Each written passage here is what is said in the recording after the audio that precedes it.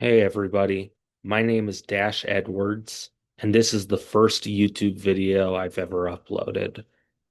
I don't exactly know how long I'm going to be doing this.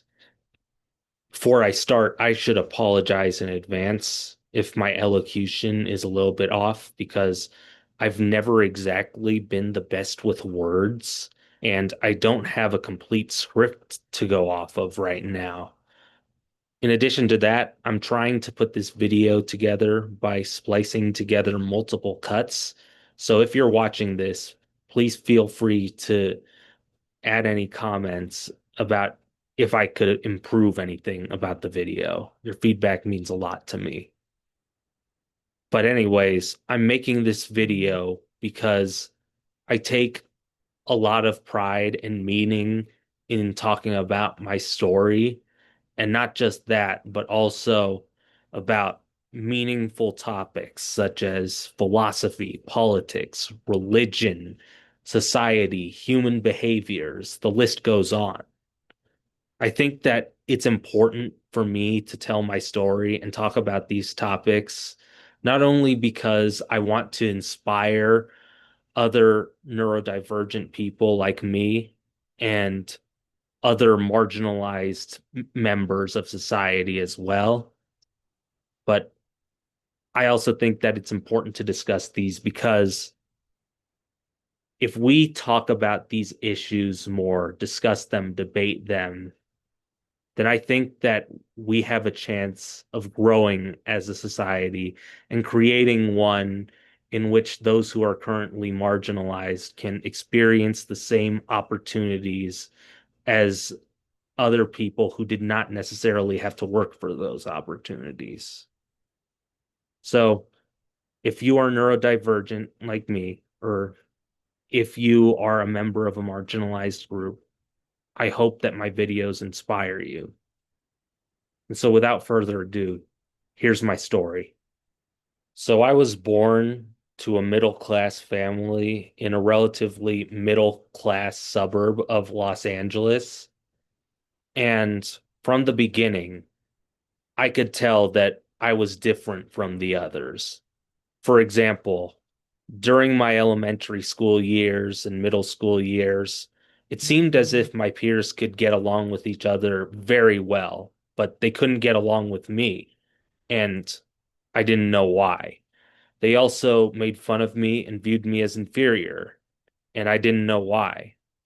I often had to have a helper in my classes, yet few others needed those. I didn't know why.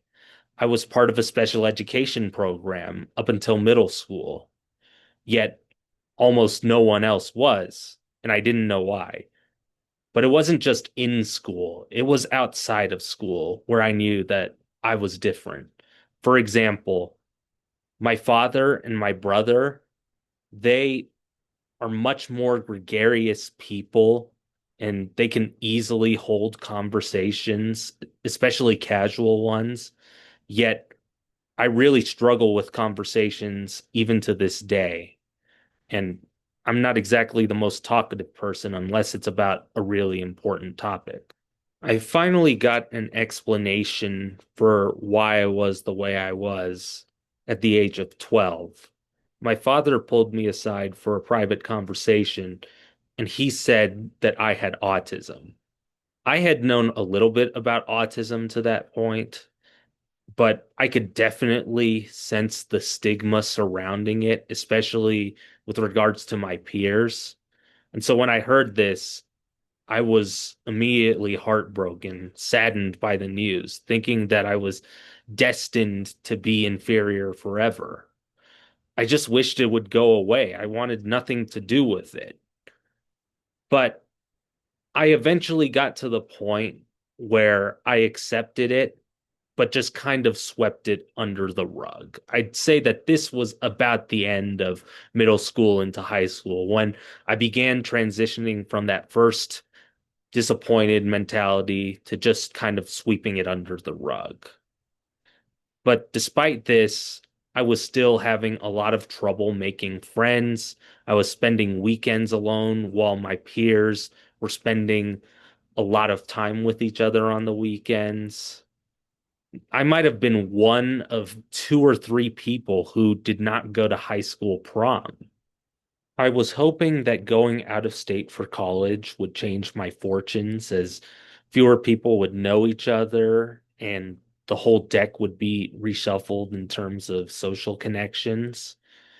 But unfortunately, as I continued to not be open about my autism, the same themes were reappearing while I was in college. I was struggling to make friends. I mean, I had some acquaintances like I did in high school, but I'd say that I didn't make a single good friend or true friend while I was in college, which was the same as when I was in high school and before that. And having been promised a life in which I was going to be able to find my group of people that I resonate the most with while in college,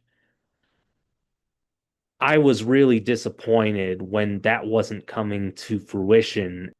What was also really discouraging to me was when I realized that my career aspirations were going absolutely nowhere. And it was during my fourth year as a college student when I began to realize that it was not really feasible for me to try and make a living by pursuing this career because I couldn't even gain any internship or part-time work experience in this field in the first place. And so I pivoted to another career. But that's not all. It was also at this time in my college experience when I really began to worry about myself because all the things that society had promised me, such as being able to make a lifelong group of friends and finding a career that I was really passionate about and seeing the building blocks of my career, come together so that I could live a solid, wholesome life, I began to realize that, maybe what society was telling me wasn't exactly true. At best, society had given me some grossly inaccurate generalizations that I believed in.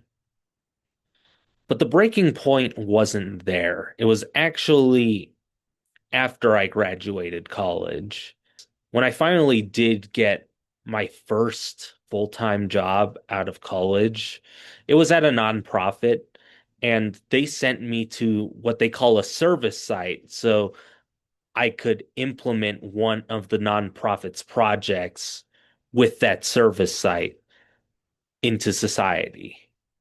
And while I was working with that service site to implement this project, basically it was an infrastructure of supports for underserved youth across the state.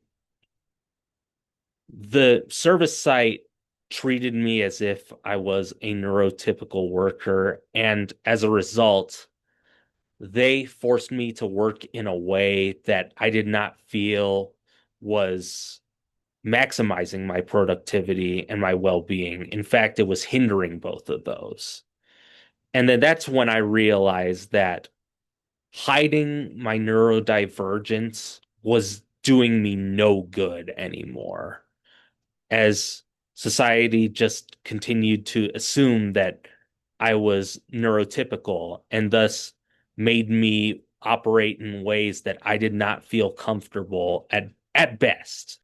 So I came out to the people at my service site and explained to them that I was diagnosed with autism and that the way that they had me working really was infringing on me and it hindered my productivity.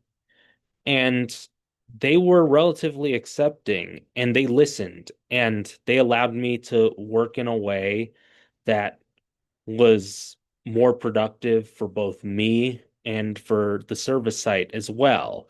And for example, they stopped imposing so many deadlines on me. And instead, they accommodated me in a way where my goal was to just focus on output rather than meeting deadlines. And it helped. And just for one fleeting moment, it felt like society was on my side. And I'm thinking, okay, things are finally going to be on the up and up as I become more open about my autism diagnosis.